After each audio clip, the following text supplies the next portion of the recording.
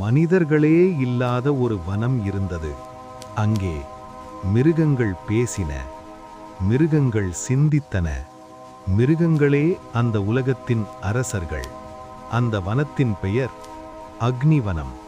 அக்னிவனம் சாதாரண காடு இல்லை.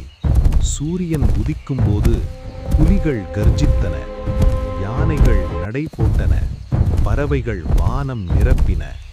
எல்லா மிருகங்களும் அமைதியாக வாழ்ந்தன. காரணம் ஒன்றுதான், வஜ்ராக்னி. அக்னிவனத்தின் ஒரே டிராகன், ஒரே காவலன். வஜ்ராக்னி பறந்தால் மழை பெய்யும். வஜ்ராக்னி உறங்கினால் காடு அமைதியாகும். இந்த வனத்தில் ஒரு இளம் புலி இருந்தது. அவன் பெயர் வீரன்.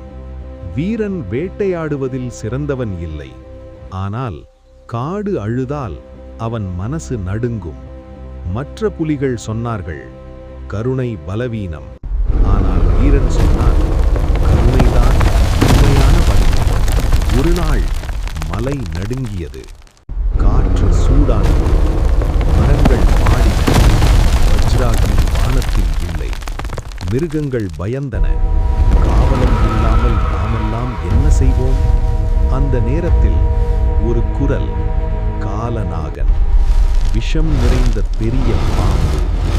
டிராகன் உங்களை கைவிட்டான். இனி இந்த காடு என்னுடையது. சில மிருகங்கள் அவனை நம்பின. ஆனால் வீரன், விஷம் பாதுகாப்பாக மாறாது. வீரன் தனியாக பயணம் தொடங்கினான். மலைகள், ஆறுகள், இருட்டான காடுகள் எல்லாம் சொன்னது ஒன்று, வஜ்ராக்னி இன்னும் உயிரோடு இருக்கிறான்.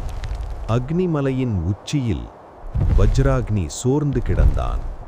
ஒற்றுமை உடைந்தால் காவலனும் வீழ்வான். வீரன் கர்ஜித்தான். மிருகங்கள் ஒன்று சேர்ந்தன. ஒற்றுமை திரும்பியது.